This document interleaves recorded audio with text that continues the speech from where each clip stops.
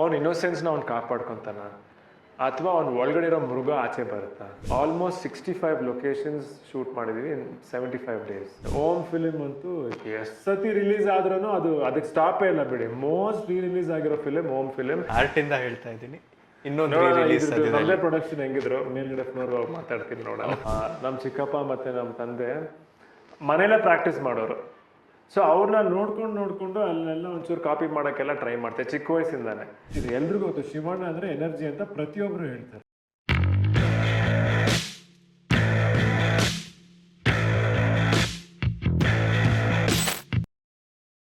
Hi hello ನಮಸ್ಕಾರ, ನಾನು ಸಂಜಯ್ ಪೊನ್ನಪ್ಪ. ನೀವು ನೋಡ್ತಿದ್ದೀರಾ ಇಂಡಿಯಾ ಟುಡೇ ಸೋ ಸೌತ್. ನನ್ನ ಜೊತೆ ಇವತ್ತು ಕನ್ನಡ ಸಿನಿಮಾದ one of the promising and upcoming stars Yuva Rajkumar ಇದ್ದಾರೆ. Welcome to the show. Thank you, ಎಲ್ರಿಗೂ ನಮಸ್ಕಾರ. ಫಸ್ಟ್ ಆಫ್ ಆಲ್ ಎಕ್ಕ ಬಗ್ಗೆ ಕಂಗ್ರ್ಯಾಚುಲೇಷನ್ಸ್ ಇಂದ ಸ್ಟಾರ್ಟ್ ಮಾಡ್ತೀನಿ. The music album is running well. Bangle Bangari song ಶುರು ಆಗಿದೆ ಅಲ್ಲೆಲ್ಲ ಕಂಗ್ರ್ಯಾಚುಲೇಷನ್. ಅದೇ ಥ್ಯಾಂಕ್ ಯು. ಕೋಇನ್ಸಿಡೆನ್ಸ್. ಅದ್ರಿಂದ ಎಲ್ಲರ ಫೋನ್ಸಲ್ಲೂ ಅದೇ ಓಡ್ತಾ ಇದೆ. ಆಫೀಸಲ್ಲಿ ಹೋದ್ರೂ ಒಂದೊಂದ್ಸತಿ ಅದೇ ಕೇಳಿಸ್ತಾ ಇರುತ್ತೆ ಸೈಡಲ್ಲಿ. All the reels are viral. Congratulations. How are you feeling about the reception? ತುಂಬ ಖುಷಿ ಆಗ್ತಿದೆ ನಿಜವಾಗ್ಲೂ. ಯಾಕಂದ್ರೆ ಈ ಸಾಂಗ್ ಶೂಟ್ ಮಾಡ್ಬೇಕಂದ್ರೆ ಸಖತ್ ಮಜಾ ಮಾಡಿದ್ದೀವಿ, ಎಂಜಾಯ್ ಮಾಡ್ಕೊಂಡು ಮಾಡಿದ್ವಿ ಈ ಸಾಂಗ್ನ. ಲೈಕ್ ನಾವು ಶೂಟ್ ಮಾಡಿದ್ದು ಮಧ್ಯರಾತ್ರಿ ಶೂಟ್ ಮಾಡಿದ್ವಿ ಈ ಸಾಂಗ್ನ. 2 ಗಂಟೆ 3 ಗಂಟೆ ಆದ್ರೂ ಬರೀ ನಾವು ಆರ್ಟಿಸ್ಟ್ ಅಷ್ಟೇ ಅಥವಾ ಡಾನ್ಸರ್ಸ್ ಅಷ್ಟೇ ಅಲ್ಲ, ಅಲ್ಲಿದ್ದಿದ್ದು ಪ್ರತಿ ಟೆಕ್ನಿಷಿಯನ್ನು, ಅಲ್ಲಿದ್ದಿದ್ದು ಬ್ಯಾಕ್ಗ್ರೌಂಡ್ ಆರ್ಟಿಸ್ಟು ಎಲ್ಲರೂ ಎಂಜಾಯ್ ಮಾಡ್ತಿದ್ರು. ರಾತ್ರಿ ಅದು ಯಾರಿಗೂ ನಿದ್ದೆನೇ ಬರ್ತಿಲ್ಲ. ಸೊ ಅವತ್ತು ನಮಗೆ ಒಂದು ವೈಬ್ ಫೀಲ್ ಆಯಿತು. ಅಂದರೆ ಅಫ್ಕೋರ್ಸ್ ಸಾಂಗ್ ಕೇಳಿದಾಗ್ಲೇ ಎಲ್ರಿಗೂ ತುಂಬ ಇಷ್ಟ ಆಯಿತು. ಈ ಸಾಂಗ್ ಹಿಟ್ ಆಗುತ್ತೆ ಅನ್ನೋ ಒಂದು ನಂಬಿಕೆ ಇತ್ತು. ಬಟ್ ಅವತ್ತು ಸಾಂಗ್ ಶೂಟ್ ಮಾಡಬೇಕಂದ್ರೆ ನಮಗೊಂದು ಎನರ್ಜಿ ನೋಡಿದ್ವಲ್ಲ, ಅವತ್ತು ಇನ್ನೂ ಜಾಸ್ತಿ ಕಾನ್ಫಿಡೆನ್ಸ್ ಬಂತು ಸಾಂಗ್ ಮೇಲೆ. ಆ್ಯಂಡ್ ಅಫ್ಕೋರ್ಸ್ ನಮ್ಮ ಸಿಂಗರ್ ಆಂಥನಿ ಸರ್ ಅವ್ರು ಹಾಡಿದಾಗ ನೀವು ನೋಡಿದ್ರೆ ಅವ್ರು ಹಾಡ್ದಾಗ್ಲೂ ಅವ್ರು ಅಷ್ಟು ಎಂಜಾಯ್ ಮಾಡಿ ಹಾಡಿದ್ದಾರೆ. ಸೊ ಏನಾಯಿತು, ಮೋಸ್ಟ್ಲಿ ಪ್ರಾಬಬ್ಲಿ ನಾವು ಎಲ್ಲರೂ ಸೇರಿಕೊಂಡು we enjoy so much that ಇವತ್ತು ಆಡಿಯನ್ಸ್ ಅಷ್ಟು ಎಂಜಾಯ್ ಮಾಡ್ತಾರೆ. Like if you see, of course ನಮ್ಮ ಎಕ್ಸ್ಪೆಕ್ಟೇಷನ್ನು ಮೀರಿ today the way they celebrating, it's giving us okay fine, somewhere we're on the right track. ಚೆನ್ನಾಗಿ ಏನೋ ಕರೆಕ್ಟಾಗಿ ಮಾಡಿದ್ದೀವಿ ಅಂತ. ಕರೆಕ್ಟ್. ಇನ್ನೊಂದು ವಿಷಯ, ಪ್ರತಿ ಪೋಸ್ಟರ್ ಬಂದಾಗ್ಲೂ ಡಿಫ್ರೆಂಟಾಗಿ ಕಾಣಿಸ್ತಿತ್ತು. ಅದು ನನಗೆ ಇನ್ನೂ ಎದ್ದು ಕಾಣಿಸಿದ್ದು ಇಲ್ಲಿ ಬಂದು ಕೂತಾಗ, when you look at all the posters around, ಎಲ್ಲ ಒಂದಕ್ಕಿಂತ ಒಂದು ಸಖತ್ ಕಾಂಟ್ರಾಸ್ಟಲ್ಲಿ ಇದೆ, ಡಿಫ್ರೆನ್ಸ್ ಇದೆ. Be it your expression on the posters and also the aesthetics. It's just beautiful. ಈ ಎಕ್ಕ ಸಿನಿಮಾದಲ್ಲಿ ನಿಮ್ಮ ಕ್ಯಾರೆಕ್ಟರ್ ಯಾರು, ಏನನ್ನು ಹೋಲಿಸ್ತಾರೆ, what do they represent? So ನನ್ನ ಕ್ಯಾರೆಕ್ಟರ್ ಹೆಸರು ಮುತ್ತು ಅಂತ.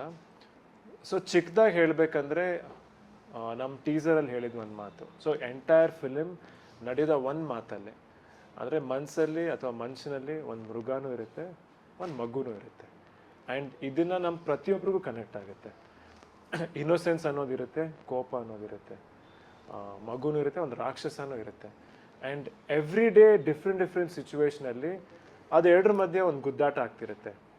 ಸೊ ನಾನು ಕಾಮ್ ಆಗಿರ್ಬೇಕಾ, ನಾನು ರಿಯಾಕ್ಟ್ ಆಗಬೇಕಾ, ಸುಮ್ಮನಿದ್ರೆ ಬೆಟರಾ ಇಲ್ಲ ಮಾತಾಡಿದ್ರೆ ಬೆಟರಾ, ಕಾನ್ಸ್ಟೆಂಟ್ ಪ್ರತಿಯೊಂದು ವಿಷಯದಲ್ಲೂ. ಸೊ ಈ ಫಿಲಿಮಲ್ಲಿ ಪ್ರಾಬಬ್ಲಿ ನೀವು ಇಷ್ಟೊಂದು ವೇರಿಯೇಷನ್ಸ್ ಏನಕ್ಕೆ ನೋಡ್ತಿದ್ದೀರಾ ಅಂದರೆ, ಎಲ್ಲ ಸಿಚುವೇಶನ್ಸಲ್ಲಿ ಮುತ್ತು ಕ್ಯಾರೆಕ್ಟರ್ ಹೆಂಗೆ ಬಿಹೇವ್ ಮಾಡ್ತಾನೆ, ಅವ್ನ ಇನ್ನೋಸೆನ್ಸ್ನ ಅವ್ನು ಕಾಪಾಡ್ಕೊತಾನ ಅಥವಾ ಅವ್ನ ಒಳಗಡೆ ಇರೋ ಮೃಗ ಆಚೆ ಬರುತ್ತಾ, ಆಚೆ ಬಂದರೆ ಏನಾಗುತ್ತೆ, ಆಚೆ ಬರುತ್ತೆ, ಆಚೆ ಬಂದರೆ ಏನಾಗುತ್ತೆ, ಅದು ಬಂದಮೇಲೆ ವಾಪಸ್ ಆ ಇನ್ನೋಸೆನ್ಸ್ ಬರುತ್ತಾ, can that innocence take over and bring it back.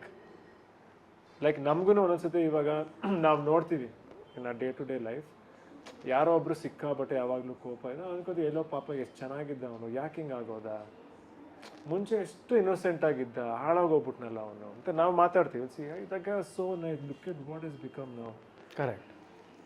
But we say I wish he was the way he was before. Say ಅವ್ನು ಮುಂಚೆ ಥರ ಇದ್ದರೆ ಚೆನ್ನಾಗಿರ್ತಿತ್ತು. ದ ಸೇಮ್ ಥಿಂಗ್ ಈ ಮುತ್ತು ಕ್ಯಾರೆಕ್ಟರ್ದು ನೋಡಿದೆ. ಸೊ ಆಡಿಯನ್ಸಿಗೆ ಅನ್ಸೋಕ್ಕೆ ಶುರು ಆಗಬೇಕು. ನಮ್ಗೆ ಅನ್ಸುತ್ತೆ ಅಂದರೆ ಆಡಿಯನ್ಸಿಗೆ ಅನಿಸ್ಬೇಕು, ಅಲ್ಲ ಯಾಕೆ ಇವ್ನು ಹಿಂಗೆ ಆಗೋಗ್ಬಿಟ್ಟ, ಮುಂಚೆನೇ ಇಷ್ಟು ಚೆನ್ನಾಗಿದ್ನಲ್ಲ, ಅವ್ನು ಮುಂಚೆ ಥರ ಆಗ್ತಾನ. ಸೊ ಆ ಡೌಟು. ಆ್ಯಂಡ್ ಈ ಇನ್ನೊಂದೇನೆಂದರೆ, ಮುತ್ತು ಕ್ಯಾರೆಕ್ಟರು ಹಳ್ಳಿಯಿಂದ ಒಂದು ಕನಸು ಇಟ್ಕೊಂಡು ಬರ್ತಾನೆ. ಇವತ್ತು ಸಾಕಷ್ಟು ಜನ ಬೆಂಗಳೂರಿಗೆ ಒಂದು ಕನಸು ಇಟ್ಕೊಂಡು ಬರ್ತಾರೆ. ಏನೋ ಫ್ಯಾಮಿಲಿ ಪ್ರಾಬ್ಲಮ್ಸ್ಗೋಸ್ಕರ ಬರ್ತಾರೆ, ಅಥವಾ ಏನೋ ಸಾಧನೆ ಮಾಡಬೇಕಂತ ಇರುತ್ತೆ, ಅಥವಾ ಕೆಲವರು ಸುಮ್ಮನೆ ಟೈಮ್ ಪಾಸ್ ಮಾಡೋಕ್ಕೂ ಬರ್ತಾರೆ. ಸೊ ಆ ಥರ ಮುತ್ತುನು ಒಂದು ಕಾರಣಕ್ಕೋಸ್ಕರ ಬೆಂಗಳೂರಿಗೆ ಬರ್ತಾನೆ, ಇನ್ನೋಸೆಂಟಾಗೆ ಬರ್ತಾನೆ. ಒಂದು ಹಳ್ಳಿ ಹುಡುಗ ಮಜವಾಗಿರ್ತಾನೆ, ಖುಷಿಯಾಗಿರ್ತಾನೆ. ಅವನಿಗೆ ಹಳ್ಳಿ ಬಿಟ್ಟು ಹೋಗೋಕೆ ಇಷ್ಟನೇ ಇಲ್ಲ, ಬಟ್ ಬರಬೇಕಾಗತ್ತೆ. ಮಜವಾಗಿರ್ತಾನೆ. ಬಂದಮೇಲೆ ಸುಮಾರು ಘಟನೆಗಳು ನಡೆಯುತ್ತೆ. ಸೊ ಆ ಘಟನೆಗಳಲ್ಲಿ ಇವನಲ್ಲಿರೋ ಮೃಗನ ಕೆಣಕ್ತಾ ಹೋಗುತ್ತೆ.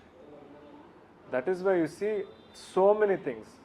ಪ್ರೀತಿ ಇರುತ್ತೆ, ಆ್ಯಕ್ಷನ್ ಇರುತ್ತೆ, ಇಮೋಷನ್ ಇರುತ್ತೆ, ಕ್ರೈಮ್ ಇರುತ್ತೆ. ಸೊ ಈ ಎಲ್ಲದ್ರ ಮಧ್ಯೆ ಈ ಮುತ್ತು ಏನಾಗ್ತಾನೆ ಅನ್ನೋದೇ ಕತೆ. Okay. So Ekka cinema director Rohit Padaki, ಇದಕ್ಕೂ ಮುಂಚೆ ರತ್ನನ್ ಪ್ರಪಂಚ ಸಿನಿಮಾ ಮಾಡಿರೋದು. ಆ ಸಿನಿಮಾ ಈ ಸಿನಿಮಾ ಒಂದೇ ಥರ ಕಾಣಿಸ್ತಾನೆ ಇಲ್ಲ, ಅಬ್ಸಲ್ಯೂಟ್ ಕಾಂಟ್ರಾಸ್ಟಲ್ಲಿದೆ. ಸೊ ಅವ್ರ ಜೊತೆ ವರ್ಕ್ ಮಾಡಿದ್ದು ಹೇಗಿತ್ತು, ಆ ಸ್ಟೋರಿ ಮತ್ತು ರೋಹಿತ್ ಪಡಕಿ ಅವ್ರದ್ದು ಏನು ನಂಟು? ರೋಹಿತ್ ಸರ್ ಜೊತೆ ಕೆಲಸ ಮಾಡೋಕ್ಕೊಂದು ಸಖತ್ ಖುಷಿ ಆಯಿತು ನನಗೆ. ಅಫ್ಕೋರ್ಸ್ ನೀವು ಹೇಳ್ದಂಗೆ ಅವ್ರು ಮಾಡಿರೋ ಸಿನಿಮಾಗಳಿಗಿಂತ ಈ ಸಿನಿಮಾ ನಾವು ನೋಡಿದ ತಕ್ಷಣ ಡಿಫ್ರೆಂಟ್ ಅನಿಸುತ್ತೆ. ಬಟ್ ಅವ್ರದ್ದೊಂದು ಟಚ್ ಏನಂತೀನಿ, ಸೋಲ್ ಆಫ್ ಅ ಕ್ಯಾರೆಕ್ಟರ್ ಇಡೀ ಫಿಲಿಮ್ ಇರುತ್ತೆ. ಸೊ ಈ ಫಿಲಮಲ್ಲಿ ಕೂಡ ಆ ಸೋಲ್ ಇದೆ. ಆ್ಯಂಡ್ ನೀವು ಎಸ್ಪೆಷಲಿ ರತ್ನನ್ ಪ್ರಪಂಚ ನೋಡಿದ್ರೆ ಅಲ್ಲಿ ಅಪ್ಪ ಮತ್ತು ತಾಯಿ ಮತ್ತು ಮಗನ ಮಧ್ಯೆ ನಡೆಯೋ ಗಲಾಟೆ, ಅವನ ಹುಡುಕಾಟ, ಅವೆಲ್ಲ ಅಂದರೆ ನಮಗೆಲ್ಲೂ ಅದು ತುಂಬ ಸಿನಿಮ್ಯಾಟಿಕ್ ಅನ್ಸಲ್ಲ, ಅಲ್ಲೆಲ್ಲೋ ನಮ್ಮ ಕಣ್ಣು ಮುಂದೆ ನಡೀತಿರೋ ಥರ ಅನಿಸುತ್ತೆ. ಸೊ ಈ ಫಿಲಿಮಲ್ಲಿ ಇಷ್ಟೊಂದೆಲ್ಲ ಎಲಿಮೆಂಟ್ಸು, ಆ್ಯಕ್ಷನ್ ಎಲ್ಲ ಇದ್ರು ನಮ್ಮ ಕಣ್ಮುಂದೆ ನಡೀತಿದೆ ಅಂತಲೇ ಅನಿಸುತ್ತೆ. ಸೊ ಅದು ರೋಹಿತ್ ಸರ್ದು ಒಂದು ಸ್ಪೆಷಾಲಿಟಿ. ಆ್ಯಂಡ್ ಇನ್ಫ್ಯಾಕ್ಟ್ ಈ ಫಿಲಿಮ್ನ ಮೆಜಾರಿಟಿ ನಾವು ಲೈವ್ ಲೊಕೇಶನ್ಸಲ್ಲೇ ಶೂಟ್ ಮಾಡಿದ್ದು. ಮೆಜಾರಿಟಿ ಆಲ್ಮೋಸ್ಟ್ 65 ಲೊಕೇಶನ್ಸ್ ಶೂಟ್ ಮಾಡಿದ್ದೀವಿ ಇನ್ 75 ಡೇಸ್. ಸೊ ಈ ಫಿಲಿಮಲ್ಲಿ ಆ ಮೂವ್ಮೆಂಟ್ ಇದೆ, ಕಾನ್ಸ್ಟೆಂಟ್ ಮೂವ್ಮೆಂಟ್ ಇದೆ, ಚೇಂಜ್ ಆಗ್ತಾನೆ ಇರುತ್ತೆ. ಎಷ್ಟೊಂದು ನೋಡ್ತೀವಿ, ಎಷ್ಟೊಂದು ಪ್ರಪಂಚ ನೋಡ್ತೀವಿ. ಆ್ಯಂಡ್ ಆ ಫೆಟಿಕ್ ಅನ್ನೋದು ಕೂರ್ಲಿಲ್ವಾ ಇಷ್ಟೊಂದು? ಇಲ್ಲ, ಏನಂದರೆ the planning was so good.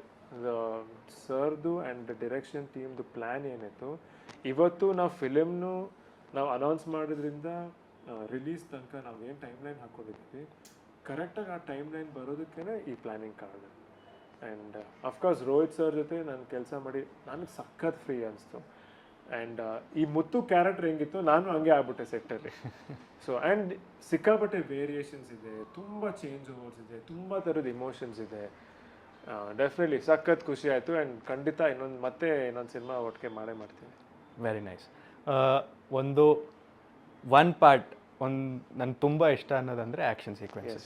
So ಯುವಾದಲ್ಲಿ ನಿಮ್ಮ ಆ್ಯಕ್ಷನ್ ನೋಡಿಬಿಟ್ಟು ನನಗೆ ತುಂಬ ಖುಷಿಯಾಗಿತ್ತು. ಯಾಕಂದರೆ ಯೂಶ್ವಲಿ ಒಂದು ದೊಡ್ಡ ಹೀರೋ ಅಂದಾಗ ಮಾಸ್ ಆ್ಯಕ್ಷನ್ ಎಲ್ಲ ಬರೋದು ಇದ್ದೇ ಇರುತ್ತೆ.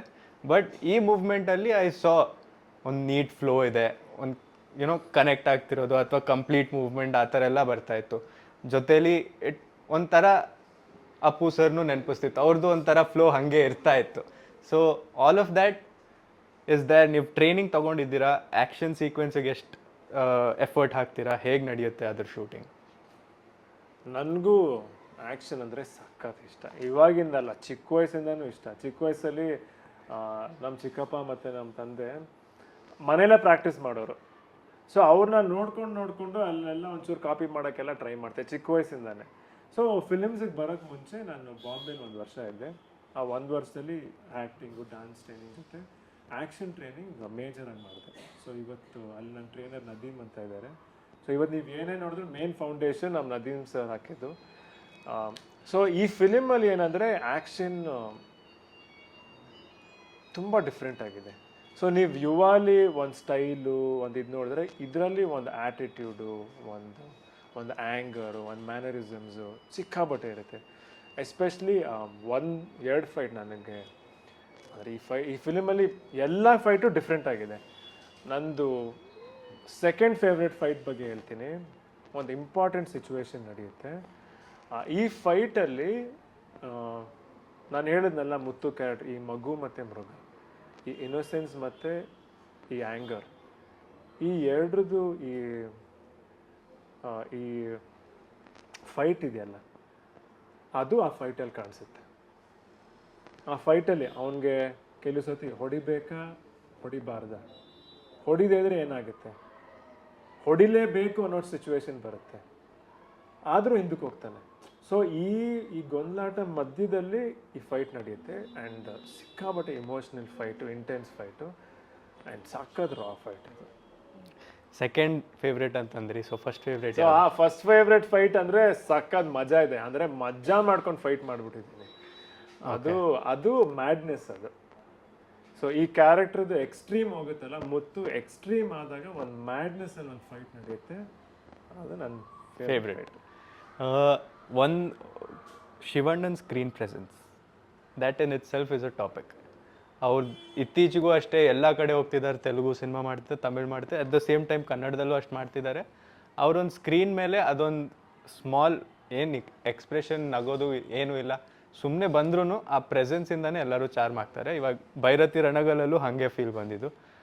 ಅದ್ರ ಬಗ್ಗೆ ನೀವೇನು ಹೇಳ್ತೀರಾ? ಆ ಸ್ಕ್ರೀನ್ ಪ್ರೆಸೆನ್ಸ್ ಒಂದು ಸೂಪರ್ ಸ್ಟಾರ್ ಲೈಫಲ್ಲಿ ಎಷ್ಟು ಇಂಪಾರ್ಟೆಂಟ್, ಏನದು, what happens behind it, how does that come on screen?